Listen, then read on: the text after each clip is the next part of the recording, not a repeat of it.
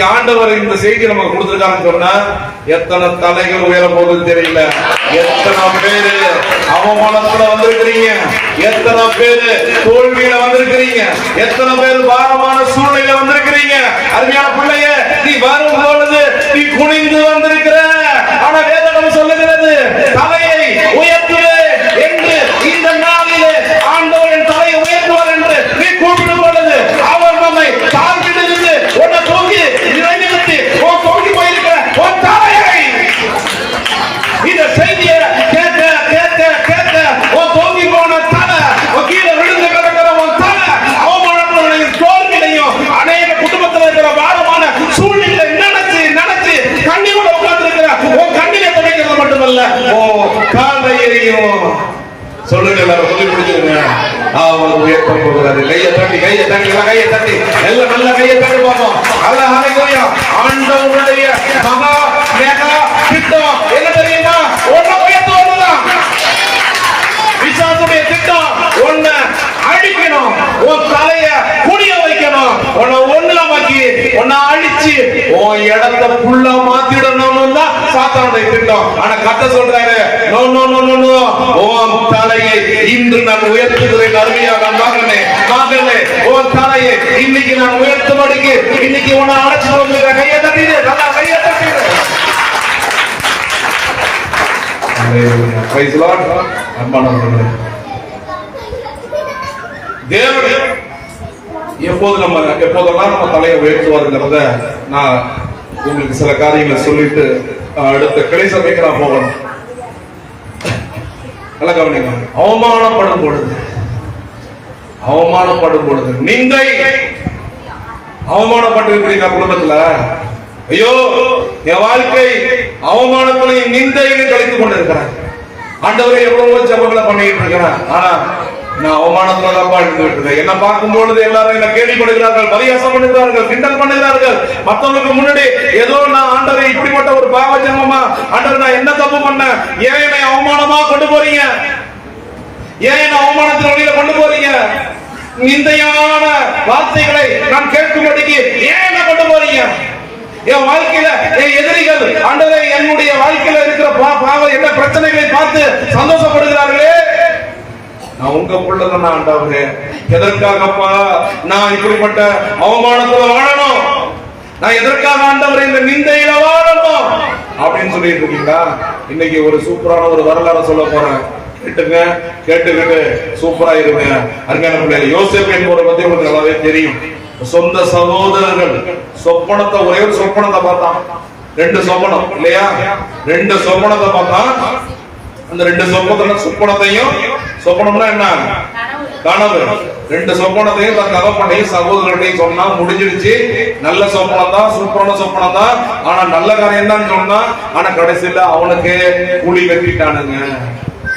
அப்போ எல்லாரும் விடையும் இவன் தலை உயர்ந்து இருக்குமா, நம்ம தலையெல்லாம் சாஞ்சி இருக்குமா, அப்ப இவனை வைக்க கூடாது, இவனை கொன்னுடும்னு சொல்லி மிகப்பெரிய ஒரு குழியில தூக்கி போட்டானுங்க. தூக்கி போட்டுட்டு நினைச்சானுங்க, இவனை குழியில தூக்கி போட்டு போறதுனால நமக்கு என்ன பயன் இருக்குது. வரானுங்க பாருங்க, எகிப்து தேசத்துல எகிப்தியர்கள் வருகிறார்கள். இவர்களிடத்துல நம்ம என்ன பண்றோம், வர்த்தகர்கள் வந்துகிட்டு இருக்கிறார்கள். இவர்களிடத்துல இவனை வித்துடுவோன்னு சொல்லி 20 வெள்ளி காசுக்கு யோசேப்பை விற்று போட்டார்கள். அவனை தூக்கிட்டு நேரம் எகிப்து தேசத்துக்கு கொண்டு போயிட்டானுங்க. எகிப்து தேசத்துல அங்கதான் அவனுக்கு ஒரு அவமானம் ஏற்படுதுங்க. தலை தொங்குகிற நிலைமை வருகிறது. கவனிக்கிறீங்களா? எகிப்து தேசத்துல யார் வீட்டுக்கு அவனை கொண்டு போறாங்க அப்படின்னா, பார்வோனுடைய பாதுகாப்பு படைத்தலைவன் போத்திபாருடைய வீட்டுக்கு ஒரு வேலைக்காரனாக அவன் நிற்கப்படுகிறான். கர்த்தர் அவனோடு இருந்தபடியினால போத்திபார் வீட்டை கர்த்தர் ஆசீர்வதிக்கிறார். நல்ல கவனிங்க. யாரோட ஆண்டவர் இருக்கிறாரோ அவர்கள் போகிற இடமெல்லாம் ஆசீர்வாதம். நல்ல கையை தட்டுங்க, நல்ல கையை தட்டுங்க. உங்க கூட ஆண்டவர் இருக்கிறாருல்ல, இருக்கிறாரா இல்லையா? அவர் இருக்கிறதுனாலதான் இன்னைக்கு சபைக்கு வந்துருக்கீங்க. கையை தட்டுங்க. நீ எங்க போறியோ, நீங்க எங்க இருக்கிறீங்களோ அங்கெல்லாம் ஆசீர்வாதம். கையை தட்டுங்க, கையை தட்டுங்க. நீங்க போற இடமெல்லாம் ஆசீர்வாதம், நிக்கிற இடமெல்லாம் ஆசீர்வாதம், நீ பேசுகிறவர்களெல்லாம் ஆசீர்வதிக்கப்படுவார்கள். நீ ஒரு ஆசீர்வாத ஜீவ ஊற்று, அந்த ஜீவ ஊற்று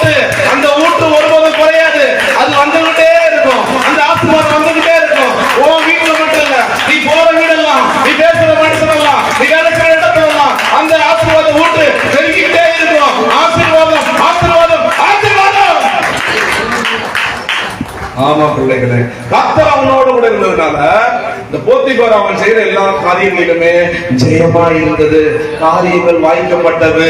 அதனால போத்திபார் அந்த யோசேப்பு மேல ரொம்ப பாசம் வைத்திருந்தான். ரொம்ப பாசம். போத்திபார் வந்து போத்திபார் யோசேப்பு போல நல்ல பாசமா இருக்கான். பாசமா இருக்கும் பொழுது மனைவி பார்க்கிறான். மனைவி என்னன்னு கேட்டீங்கன்னா, அந்த போத்திபாருடைய அந்த மனைவி யோசேப்பு மேல ஆசைப்படுகிறார். அவனை ஒரு தவறான காரியத்துக்காக அழைக்கிறார். என் கணவர் வெளியில போயிட்டாரு, நீ வா வீட்டுக்கு. என் கணவர் வெளியில போயிட்டாரு, நீ வா வீட்டுக்குன்னு சொல்லி துணிகரமாக அவனை அழைக்கிறாள். யோசேப்பு சொல்லுவோம் பாருங்க, ஆதியாகமம் 39:9 வசனத்தை படிச்சு பாருங்க. ஆதியாகமம் 39:9 வசனத்தை படிச்சு பாருங்க. யோசேப்பு கர்த்தருக்கு பயந்தபடியினாலே அவன் சொல்லுவான் பாருங்க, வசனத்தை படிங்க. இந்த வீட்டிலே என்னிலும் பெரியவன் இல்லை, என்னை விட பெரியவங்க யாரும் கிடையாது. நீ அவனுடைய மனைவியா இருக்கிறபடியால் நீ என்னுடைய எஜமான் போத்திபார் அவனுடைய மனைவியா இருக்கிற. உன்னை தவிர வேறொன்றையும் அவர் எனக்கு விலக்கி வைக்கவில்லை. மனைவியை மட்டும் எந்த கேள்வி கேட்க வேண்டாம்ப்பா, நான் எல்லாவற்றையும் உன் கண்ட்ரோல தான் கொடுத்துட்டு போறேன். என் மனைவி பத்தி மட்டும் நீ எது கேட்டுட்டு இருக்க வேண்டாம். உன்னை தவிர எல்லாவற்றையும் எனக்கு அதிகாரம் இருக்குது. இப்படி இருக்க நான் இத்தனை பெரிய பொல்லாங்குக்கு உடன்பட்டு இப்ப சொல்றேன் பாருங்க. நான் வயசு 17 18 வாலிப வயசு, சூப்பரான பருவம், எல்லாத்துக்குமே தெரிந்து கொள்ள வேண்டிய பருவம், எது வந்தாலும் பார்த்துப்போம், துணிந்து செயல்படுகிற பருவம், துடிப்பான பருவம், எந்த வேலையை விட்டாலும் சூப்பரா செய்து முடிக்கிற பருவம். அப்படிப்பட்ட ஒரு துடிப்பான இளமையான அழகான வாலிப பருவத்துல இந்த சகோதரி உடன்பட்டு கூப்பிடும் பொழுது வீட்டுல இல்லாத நேரத்துல கண்டிப்பாக என்னங்க சரி பரவாயில்லையே அப்படின்னு கூட மனசு வந்து போக வாய்ப்புகள் இருந்தாலும் இந்த யோசேப்பு கூட கர்த்தர் இருந்ததுனால அவன் சொல்றான் பாருங்க, சும்மா சொல்றான் பாருங்க, நான் இத்தனை பொல்லாங்குக்கு உடன்பட்டு தேவனுக்கு விரோதமாய் பாவம் செய்வது எப்படி, தேவனுக்கு விரோதமாக பாவம் செய்வது எப்படி என்று கூறி அவன் அந்த பாவத்தை மறுத்து விட்டான். அந்த பாவத்தை அவன் மறுத்து விட்டான். அருமையான தேவனுடைய பிள்ளையே, இப்ப என்ன நடக்குது தெரியுமா? அவனுடைய ஆசை நிறைவேறி போகாம இருந்ததுனால, அவனுடைய ஆசை எவ்வளவோ சொல்லி அவன் வரலையேன்னு சொல்லி ஆசை நிறைவேறாம போனதுனால யோசேப்பு தன்னை தவறாக அவன் பார்க்கிறான், தவறாக அழைக்கிறான், தவறாக இருக்கிறதுக்கு முயற்சி செய்தான். நீ போன பிறகுன்னு சொல்லி என்ன பண்றாங்க, ஒரு அவன் உண்மை உள்ளவனாக இருந்தாலும் யோசேப்பு செய்யாத ஒரு குற்றத்திற்காக சிறைக்கு போனான். இன்னைக்கும் நீங்கள் செய்யாத சில குற்றங்களுக்காக உங்களுடைய பெயர் கெட்ட பேரா இருக்குதா, டோன்ட் வரி, அதை பத்தி கவலைப்படாதீங்க. என்று சொன்னால் கர்த்தர் உங்க கூட இருக்கு. உன் பேரை கெடுக்கிறதுக்கு நிறைய பேர் இருப்பாங்க. நிறைய பேர் என்ன, உன் கூட இருக்கிறவன் தான் உன் பேரை கெடுப்பாங்க. நீ யாருக்கு நல்லா பழகுறியோ அவங்கதான் உன் பேரை கெடுப்பாங்க. தாவீதான் சொல்லிட்டு இருக்காரு, என்னோட கூட படுக்கிறது, என்னோட சாப்பிட்டுக்கிட்டு இருந்தவன், என்னோட கூட இருந்தவன் தான். அருமையான பிள்ளைகளே, அதனாலதான் சொல்றாரு ஆண்டவர், யாரையும் நம்பி எந்த காரியத்தையும் சொல்லாத. இன்னைக்கு வேணா உனக்கு நல்ல சூப்பரா இருக்கும், ஆனா அதை கேட்டுட்டு ஒரு நாள் விரோதம் வரும் பொழுது அதை 4 பேருக்கு தூற்றுவார்கள். இப்படிதான் இன்னைக்கு மக்கள் எல்லாரும் என்ன பண்றாங்க, அவமானப்படுகிறார்கள். நல்லதோ கெட்டதோ சீக்கிரட்டை வெளில யார்த்தையும் சொல்லாதீங்க. அது கர்த்தருக்கு உங்களுக்குள்ள ஒரு காரியம். அந்த சீக்கிரட்டை சொல்லி கர்த்தர்ட்ட சொல்லி எடுத்து போடுங்கன்னு சொல்லி சரிப்படுத்திக்கணும். அது எல்லாத்தையும் சொல்லி அது மிகப்பெரிய ஒரு பெரிய காரியமாகவே என்னங்க சொல்லிக்கிட்டு இருக்க கூடாது. சரி, கவனிச்சு கேளுங்க அன்பான தேவனுடைய பிள்ளைகளே, இப்படிதான் அவருடைய ஆசை நிறைவேறாம போகாதனால என்ன பண்றாங்க, ஒரு பொய் சொல்லுகிறாள். செய்யாத குற்றத்துக்கு அந்த சின்ன தம்பி எங்க போறான் தெரியுமா, ஜெயிலுக்கு போறாங்க. ஆனா சிறைசாலையிலையும் அவனுக்கு அந்த சிறைசாலை இருக்கிற அதிகாரிகள் மத்தியில அவனுக்கு ஒரு ஆசீர்வாதம் கிடைக்குது. அவனை கொஞ்சம் எவனும் பொருட்படுத்தவே இல்லை. ஃப்ரீயா இருக்க விடுறானுங்க. கைதிகளுக்கெல்லாம் ஒரு தலைவன மாதிரி அவனுக்கு என்னங்க ஒரு லீடராக அங்க போய் இருக்கிறான். ஏன் தெரியுமா, கர்த்தர் அவன் போகிற இடம் எல்லாம் அவனுக்கு கர்த்தர் துணையா இருக்கான். அன்பான பிள்ளைகளை, நீங்கள் போகிற இடமெல்லாம் கர்த்தர் பக்கத்துல இருக்கிறார் என்பதை மறந்து விடாதீர்கள். நீங்கள் இருக்கிற இடமெல்லாம் கர்த்தர் உங்க கூட இருக்கிறாரு. தேவ தூதர்கள் முன்னாடி போயிட்டு இருக்கிறாங்க. உங்களுக்கு எந்த தீங்கு வராதபடிக்கு பாதுகாத்துட்டு இருக்கிறாங்க. நீங்க நினைக்கிறீங்க, ஐயோ நான் போறேன் ஏதாவது ஆயிட்டு என்ன பண்றது நினைக்காத. கர்த்தர் சொல்றாரு, நீ வருகையில் ஆசீர்வதிக்கப்படுவாய், நீ போகையில் ஆசீர்வதிக்கப்படுவாய். நீ போக இடமெல்லாம் நான் கூட இருக்கிறேன், நீ செல்லும் இடமெல்லாம் நான் கூட இருக்கிறேன். என் சமூகம் முன்பாக செல்லுகிறது, நான் உன் வலது பக்கத்துல நிக்கிறேன், உன் வலது கையை நான் பிடிச்சிருக்கிறேன். நான் உனக்கு துணை நிற்கிறேன், நான் உனக்கு துணை நிற்கிறேன். அவருடைய கண்ணி மணி போல இருக்கிற உன்னை சுற்றிலும் அவருடைய மகிமை இருக்கிறது, அவருடைய பாதுகாப்பு இருக்கிறது. அவர் உன்னை சாதாரணமா விடல, அவர் உன் கையில வரைஞ்சி வச்சிருக்கிறாரு. உன் கையில தன்னுடைய கையில வரைஞ்சி வச்சுக்கிட்டு நித்தமோ நித்தமோ நித்தமோ நித்தமோ அவர் உன்னை பாதுகாத்துக்கிட்டே இருக்கிறாரு. உன் வீடு உனக்குடைய எல்லாவற்றின் மேலையும் கர்த்தருடைய பாதுகாப்பு, அக்கினி பாதுகாப்பு, அக்கினி வேலி அடைச்சு உன்னை பாதுகாத்துக்கிட்டே இருக்கிறாரு. உன் பிள்ளை குறித்து கவலைப்பட்டு இருப்ப, உன்னுடைய கணவனை குறித்து கவலைப்பட்டு இருப்ப, உன் எதிர்காலத்தை குறித்து கவலைப்பட்டு இருப்ப, உனக்கு எல்லாமே பாவமா இருக்கும், அதை குறித்து கவலைப்பட்டு இருப்ப. ஆனால் கவலைப்படாத, எல்லாவற்றையும் அவர் பார்த்துக் கொள்வார். இந்த யோசேப்புக்கு அப்படிதான் எல்லாமே எதிராக இருந்தது, எல்லாமே எதிராக இருந்தது. ஆனால் கர்த்தர் அவனை போராடமெல்லாம் உயர்த்திக்கிட்டே இருக்காரு. சிறைச்சாலையில் இருக்கும் பொழுது ஆதியாகமம் 39:21 வசனத்தை வாசிக்கும் போது கர்த்தர் யோசேப்போடு இருந்து அவன் மேல கிருபை வைத்து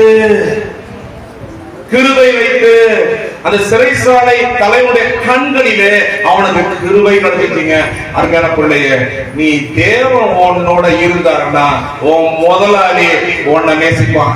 கையை தட்டு.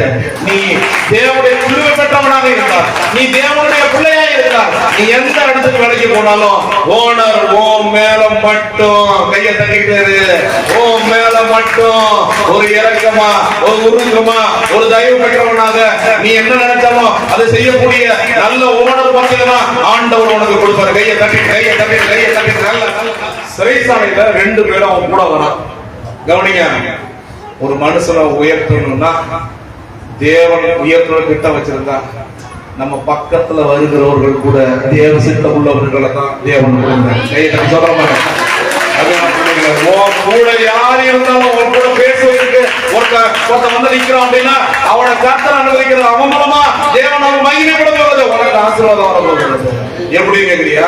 2 பேரு யோசேப்போட கூட வந்து இருக்கிறான். ஒண்ணு சுயம்பாவி, இன்னொருத்தன் பானபத்திரக்காரன். இந்த 2 பேரும் சின்ன தப்பு பண்ணிட்டு ஜெயிலுக்கு வந்துட்டானுங்க. அவன் யார்கிட்ட வந்து நிக்கிறான்னா யோசேப்பிட்ட தான் வந்து நிக்கிறான். ஆமென் சொல்லுங்க. அல்லேலூயா. அவனுக்கு சொப்பனம் வருது. அந்த சொப்பனத்துக்கு நம்ம ஐயா பதில் சொல்றாரு. என்ன பதில் சொல்றாரு? சுயம்பாவிய அவனை கூப்பிட்டு வச்சு, நீ என்ன பண்ற, நீ செத்து போயிடுவேன்னு சொல்றாரு. நீ இனிமேல் உனக்கு அரசாங்கத்துல வேலை கிடையாது, ராஜாவுக்கு வேலை செய்ய முடியாது, செத்துருவேன்னு சொல்றாரு. இன்னொருத்தர் பானபுத்திரக்காரன் பார்த்து சொல்றாரு, நீ மீண்டும் வேலையில் அமர்த்தப்பட்டு நீ ராஜாவுக்கு பண்ணிவிட செய்வார். இவர் சொன்னபடியே நடக்குதுங்க. 2 பேரும் விடுதலை ஆகுறாங்க. ஒருத்தவனை கொலை பண்ணப்படுகிறான், இன்னொருத்தன் ராஜாவுக்கு மீண்டும் ஜூஸ் கொடுக்கிற அந்த பானபத்திரக்காரனாக அவன் என்ன பண்றாங்க, மீண்டும் வேலையில அமர்த்தப்படுகிறான். ஆனா படுபாவி வயலுங்க, நம்மள்கிட்ட அந்த விடுதலையை வாங்கி கேட்டுட்டு விடுதலை பெற்றுக்கிட்டு போனானா பாத்தீங்களா இல்லையா? இந்த 2 பேர் யோசேப்பிட்ட மறந்துட்டானுங்க. மனிதர்கள் மறந்து போகலாம். எத்தனை வருஷம் மறந்து போனா? யோசேப்பு எத்தனை வருஷம் மறந்து போனாங்க தெரியுமா? 2 வருஷம். ஒண்ணுமே தப்பே செய்யாத ஒரு பையன், சின்ன பையன். கவனி, சின்ன பையன் தப்பே பண்ணலங்க. ஆனா அவனுக்கு சிறை தண்டனை கொடுத்துருக்காங்க. அப்படியே ராஜா நாளைக்கு ஏதாவது கேட்டா அப்படியே ராஜாட்ட என்ன பத்தி சொல்லு, ஒரு குற்றமும் நான் செஞ்சுட்டு வரல, ராஜாட்ட போய் சொல்லுன்னு சொல்லி பரிந்து பேசி அனுப்பி விடுறான். மறந்து விட்டார்கள், அவன்கிட்ட நன்மை பெற்றார்கள், மறந்து விட்டார்கள். அதுக்கப்புறம் ஆண்டவருக்கு ஒரு நேரம் ஒண்ணு இருக்குல்ல, கவனி, ஆண்டவருக்கு ஒரு நேரம் இருக்குல்ல. எப்போதுமே கர்த்தர் அப்படியே நம்மளை பார்த்துட்டு அப்படியே விட்டுட்டே இருக்க மாட்டார். உபத்திரத்தின் வழியில கொண்டு போயிட்டு இருக்க மாட்டாருங்க. கொஞ்ச காலம் அவருடைய உபத்திரத்தின் வழியில இருப்பாரு. அதுக்காக தேவனை மறந்துட்டார் நினைச்சிட்டு இருக்காதீங்க. எப்போதுமே தேவனுடைய கண்ட்ரோல்ல தான் நீங்கள் நடந்துகிட்டே இருக்கிறோம். கையை தட்டி சோதனை பண்ணுங்க. எப்பொழுதுமே உங்களுக்கு நன்மை வந்தாலும் சரி, தீமை வந்தாலும் சரி, எது வந்தாலும் சரி, உன் வாழ்க்கையில நன்மைக்காக எதையுமே செய்கிறார் என்பதை மறந்துவிடாதே. நான் சொல்றது ஏதாவது புரியுதா உங்களுக்கு? உன் வாழ்க்கை நன்மை வந்தாலும் சரி, தீமை வந்தாலும் சரி, அது தேவன் உனக்கு நன்மையாகவே மாற்றி கொடுப்பதற்காக தான் அனுமதிக்கிறாரு. நல்லா புரிந்து கொள்ள. ஆண்டவர் அனுமதிக்காம ஒரு ஆணு ஒரு அணு கூட அசைய முடியாது, நகர முடியாது, ஒரு முடி கொட்டாது, ஒரு முடி கொட்டாது. தேவன் அனுமதிச்சா மட்டும்தான் நடக்கும் தீமை, தேவன் அனுமதிச்சா மட்டும்தான். அப்ப அன்றைய பிள்ளைகளே, இது 2 வருஷம் மறந்துட்டானுங்க. ஆனா கர்த்தர் மறக்கவில்லை. யாருக்கு கனவு கொடுக்கிறார் தெரியுமா? யாருக்கு கனவு கொடுக்கிறாரு? பார்வோனுக்கே கனவு வருது. பார்வோனுக்கு கனவு வருகிறது. பார்வோனுக்கு 2 கனவு வருது. அந்த 2 கனவுக்கு அர்த்தம் புரியல. யாராட்டையோ தேசத்துல உள்ள எல்லாத்தையும் கேட்கலாம், ஒருத்தனுக்கு தெரியல. இப்பதான் ஜூஸ் கொடுக்கும் போது ஒருத்தன் வந்தா பாரு, பானபத்திரம் வந்தா மத்தியாலையா, அவனுக்கு அப்பதான் என்ன வருது? அறிவு வருது. ஐயோ ராஜா ராஜா ராஜா ராஜா ராஜா எங்களை மன்னிச்சிருக்க ராஜா. சிறைசால ஒருத்தன் இருக்கிறான், அவன் பேரு யோசேப்பு. அவன் எங்களுடைய கனவுகளுக்கெல்லாம் அவன் பதில் சொல்லுவான், உங்க கனவுக்கும் அவன் பதில் சொல்லுவான். ஏன் தெரியுமா? அவனோட கர்த்தர் இருக்கிறாரு. உடனே உடனே நகம்லாம் வளர்ந்து போயிடுச்சு, தாடியெல்லாம் வளர்ந்து போயிருக்கும், அழுக்கு. சிறைசாலை, அந்த கால சிறைசாலை எவ்வளவு மோசமா இருக்குங்கிறத புரிஞ்சுங்க. அப்படிப்பட்ட அழகான ஒரு சரீரத்தை பெற்றவன், அவ்வளவு என்னங்க ஜெயில எப்படி இருந்திருப்பான் நீங்க கவனிங்க. அப்ப என்ன நடக்கும் தெரியுமா? ராஜா ஒரு கட்டளை போடுகிறார். அப்படியா? அழைத்து வாருங்கள் அவனை. சொன்ன கட்டளை. அடுத்த நிமிஷம் நகை கட்டப்படுகிறது, முடி கட்டப்படுகிறது, சேவை பண்ணப்படுற ட்ரெஸ் மாத்துறாங்க.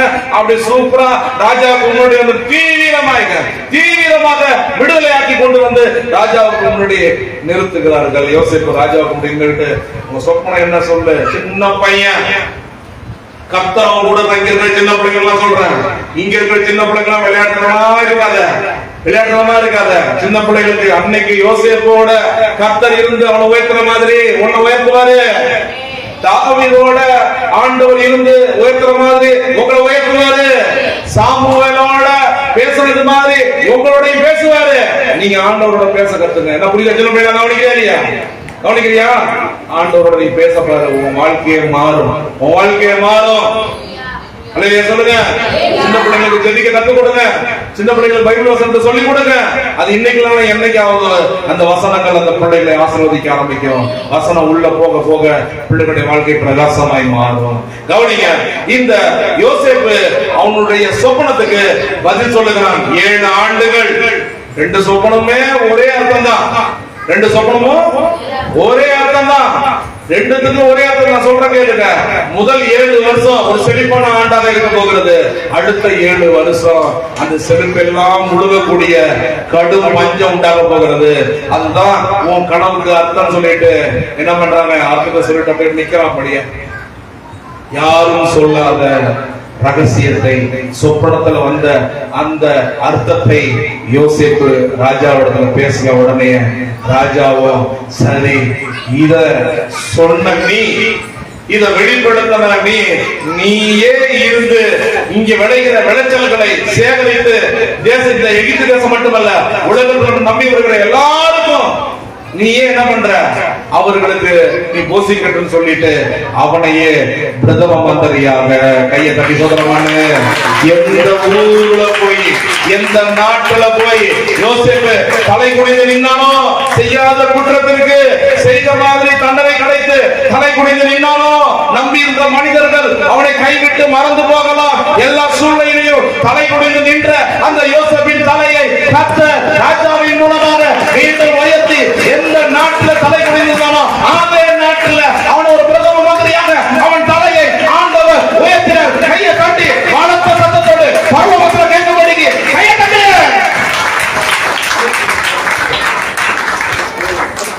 அல்லேலூயா, அல்லேலூயா.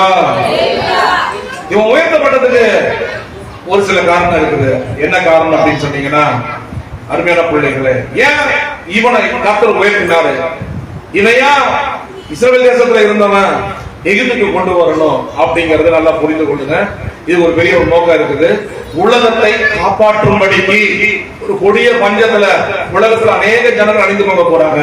இஸ்ரவேல் ஜனங்கள் அழிந்து போக கூடாது. ஏன்னா இஸ்ரவேல் சந்ததியில தான் யார் பிறக்க போறாங்க? இயேசு பிறக்க போறாருங்கிறதுனால இஸ்ரவேல் சந்ததியை காப்பாற்றுவதற்காக தேவன் யோசேப்பை முன்னாடியே கொண்டு வந்து எகிப்துல சேர்த்துட்டாரு. ஒன்று. இரண்டாவது காரியம், தன்னை அடிமையாக விட்டு கொண்டாங்க பாத்தீங்களா அந்த சகோதரர்கள். அவர்கள் எல்லாருமே அந்த சகோதரர் எல்லாருமே டோட்டலா 70 பேரு அந்த பஞ்சத்திலிருந்து காப்பாற்றி இஸ்ரவேல் வம்சம் அழிந்து போக கூடாதுங்கிறதுக்காக, அவர்களை பாதுகாக்கணுங்கிறதுக்காக தேவன் இப்படிப்பட்ட உயர்வை அவனுக்கு கொடுத்தார். கையை தட்டி சோதனை பண்ணுங்க. நல்ல கையை தட்டு, நல்ல கையை தட்டு. உனக்கு கையை தட்டுறதுல உயர்வு இருக்குது, நீ கையை தட்டுறதுல உயர்வு இருக்குது. ஆமென்.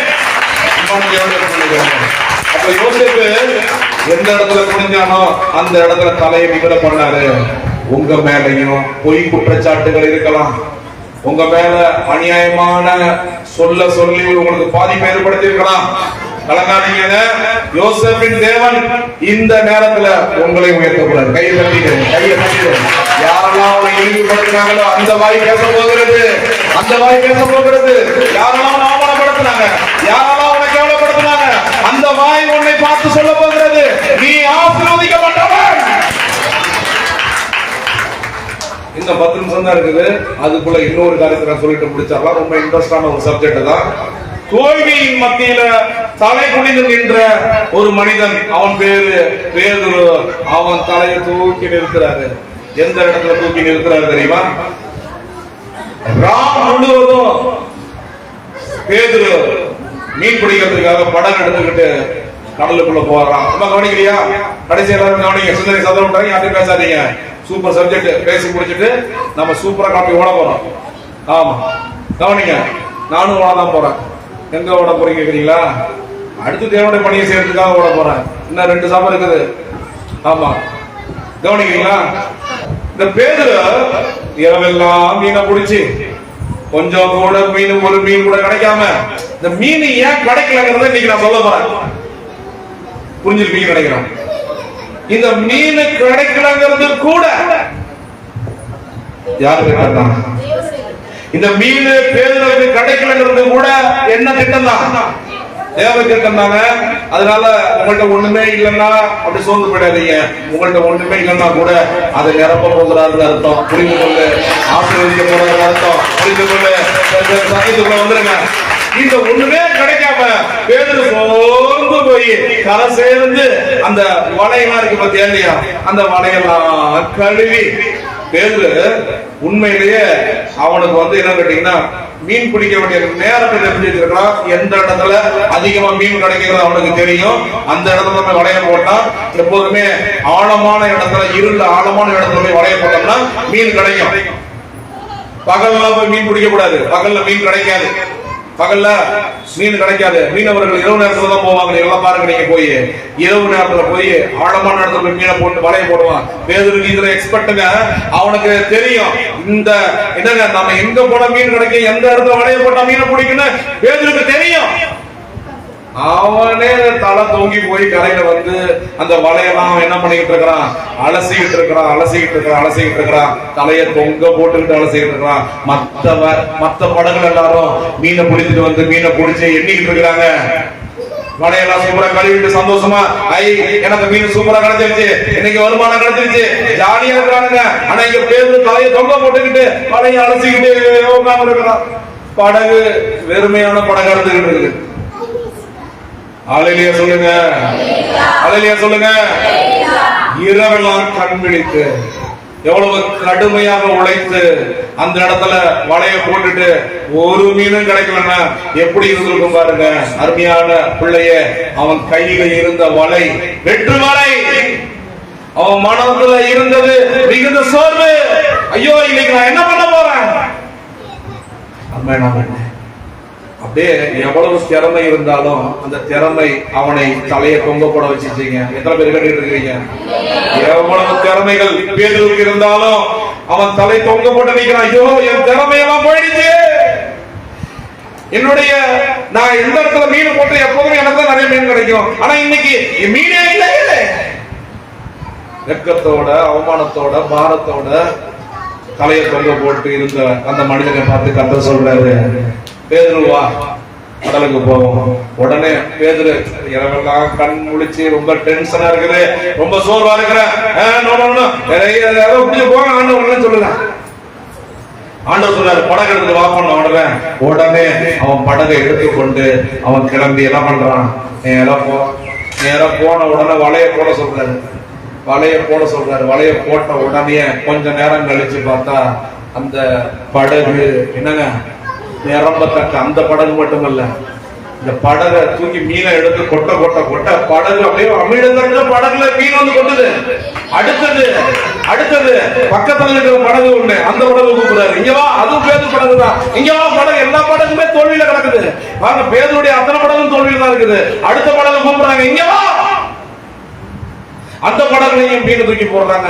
படகு அமிழத்தக்க கரைக்கு வருகிறது. இப்ப நான் ஒரு ரகசியத்தை சொல்றேன். இந்த படகு மட்டும் நைட் நேரத்துல மீன் ஃபுல்லா பிடிச்சி பேதுரு வந்திருந்தாருன்னா இயேசுவுக்கு அவர் பேசுவதற்கு பிரசங்கம் பண்றதுக்கு படகு கொடுத்துருப்பானா? நல்லா புரிஞ்சுங்க. படகு ஃபுல்லாகி வந்திருந்தா, வலையும் கிளியத்தக்க மீன் கிடைச்சிருந்தா, ஏன்னா இவன் தான் மீன் பிடிக்கிறது எக்ஸ்பர்ட் ஆச்சா. அப்ப வலை நல்லா மீன் பிடிச்சி உண்மையிலே மீன் அவன் நிறைய பிடிச்சி அவன் கரைக்கு வந்திருந்தா இயேசுவுக்கு பிரசங்கம் பண்ணுவதற்கு தன் படகை கொடுத்திருப்பானா? அப்போ மீன் இல்லாம ஆக்கினது யாரு? இப்ப சொல்லிட, மீன் இல்லாம ஆக்கினது யாரு? பேதுருவை பிடிக்கணுங்கிறதுக்காக தான் மீனை அவன் வலையில மட்டும் வரக்கூடாது, எல்லாரும் வலையிலையும் போய் நம்பிக்க. ஆனா ஏன் பேதுரு என்னுடைய சீசன், இந்த சபைகளுக்கெல்லாம் என்னங்க அவனை கொண்டுதான் சபையை நான் என்ன பண்ண போறேன், நான் ஏற்படுத்த போறேன். சாதாரண வாசல்கள் அதை மேற்கொள்வது இல்ல, இவன் மூலமாக தான், இந்த கல்லின் மூலமா என் சபையை நான் கட்ட போறேன். பேதுருவுடைய மலைக்கு அவன் நிக்கிற படகை சுற்றிலும் ஒரு மீன் வரக்கூடாது. ஏற்கனவே போட்ட கடலைக்கு நீங்கள் கீழ்படித்தன. அதுதான் சொன்ன ஒரு ரகசியம் இருக்குதுன்னு. கர்த்தர் தாங்க மீனே கிடைக்காம ஆக்கி கொண்டு வந்து அதுக்கப்புறம் கொண்டு போனாரு. எந்த ஆண்டவருக்கு தன் படகை கொடுத்தானோ, யாரெல்லாம் அவருடைய நாமத்தை நாமத்துக்காக அவரை இந்த வாழ்க்கையில சுமந்து நீங்கள் நிற்கிறீர்களோ, வெறுமையாக்கப்பட்டு நிற்கிறீர்களோ, உங்களுக்கு ஆசீர்வாதம் இல்லாமல் தோல்வி, அவமானம், எனக்கு மாறமான சூழ்நிலை, ஒரு எதிரான எல்லா திட்டங்களையும் அறிந்து சோர்ந்து போய் தலை குனிந்து நிற்கிற உன்னை பார்த்து கர்த்தர் சொல்லுகிறார், அன்னைக்கு பேதுரு தலை குனிந்திருந்தவனை 2 மடங்கு ஆசீர்வாதத்தை கொடுத்து அவன் தலையை உயர்த்தது போல இன்னைக்கும் ஒரு தலையை ஆண்டவர் உயர்த்துகிறார். நல்ல கையை தட்டி நல்ல ஆண்டவர் தலை உயர்த்தப்பட்டது. உன் தோல்வியெல்லாம் நினைச்சு பயந்து இருக்கிறாரு. உன் தோல்விக்கு கூட ஒரு நோக்கம் இருக்கிறது. நம்முடைய படகு, நம்முடைய வாழ்க்கை காலியாக இருக்கும் பொழுது இயேசு அதில் அமர்ந்து மகிமைப்பட போகிறார் என்பதை மறந்துவிடாமல் கையை தட்டி நல்ல நல்ல நல்ல நல்ல ஹalleluya ஹalleluya.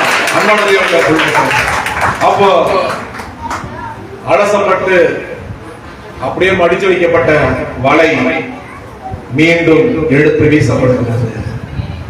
ஆண்டவர் சொன்னபடி செய்தபடினால மீண்டும் எல்லா இழந்த ஆசீர்வாதத்தை 2 மடங்காய் பெற்றுக்கொண்டார். உங்க வாழ்க்கையில வருகிற நல்லதும் சரி, கெட்டதும் சரி, உங்க வாழ்க்கையில வருகிற வெற்றியா இருந்தாலும் சரி, உங்க வாழ்க்கையில வருகிற தோல்வியானாலும் சரி, தேவ சித்தம் இல்லாமல் வரவில்லை. ஆனாலும் ஒரே ஒரு நோக்கம் மட்டும்தான், உன் தலைய உயர்த்தணும். இப்ப நல்ல கையை தட்டு. உன் தலையை உயர்த்த போகிற ஆண்டவருக்கு நல்ல கையை தட்டு. உன் தலையை உயர்த்த போகிற ஆண்டவருக்கு நீ கையை தட்டிடு.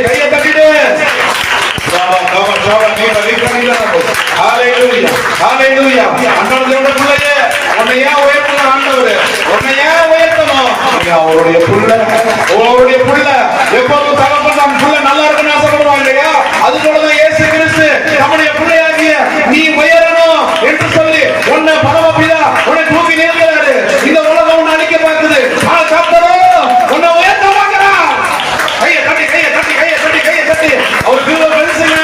ஹல்லேலூயா. நமக்கு தகுதியே இல்லைனாலும் அவர் அளவில்லாத கிருபை நம்மை மகிமைப்படுத்த போகிறது. அவருடைய அளவில்லாத கிருபையை இன்னைக்கு ஆண்டவர் மேல ஊற்றுறாரு. அன்னை பாஷையை பெற்றுக்கொண்டு அப்படியே அபிஷேகத்தை பெற்றுக்கொண்டு கையை தட்டு. உன்னை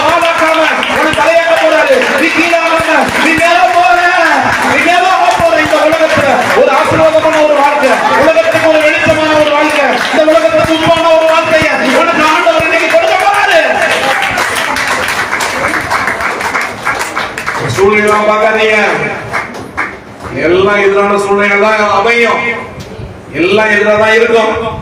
கூட வந்தவன்ல இருந்து, மனைவியில இருந்து, கணவன்ல இருந்து, பிள்ளைகள் இருந்து, எல்லா சூழ்நிலைகளும் பக்கத்துல எல்லாம் உங்களுக்கு எதிராதான் இருப்பாங்க. ஆனா விசுவாசத்தினால வாக்கு தத்தங்களை கொடுத்தவரை பாருங்க, உன் தலை உயரும், உன் தலை உயரும். பேதுரு கேட்டுக்கிட்டு இல்ல, பேதுரு கேட்டுக்கிட்டு இல்ல, பகல்ல போய் வலைய வீசுவதா, பகல்ல மீன் கிடைக்குமா அப்படின்னு நினைச்சிட்டு இருக்காரு. கர்த்தர் சொன்னாரு, இரவு நேரத்துல மீன் கிடைக்காம பண்றது நான். என் பேச்ச கேளு, வலைய போடு. இப்ப பாரு, அப்ப ஒரு மடங்கு தான் கிடைச்சிருக்கும். ஆனா வலைய போட்டது நிமித்தம் ஆண்டவர் 2 மடங்கு ஆசீர்வாதத்தை கேட்டு கொடுத்தாரு. அருமையான பிள்ளையே, பேதுருவோட தலை தூக்கி வந்துட்டீங்க. ஆண்டவர் நமக்கு ஆசீர்வாதத்தை கொடுக்க போறாரு. நீ செய்யாத தப்புக்கு உன் தலை குனிந்து யோசனையோட தலை குனிந்து நின்னியா, உன்னை கர்த்தர் உன் தேசத்துல, உன் வீட்டுல, உன் ஊர்ல, உன் பேரை ஆண்டவர் உயர்த்தப்படுறாரு. உன் தலையை உயர்த்தப்படுறாரு. எழுந்து நிற்போம், எழுந்து நிற்போம், எழுந்து நிற்போம்.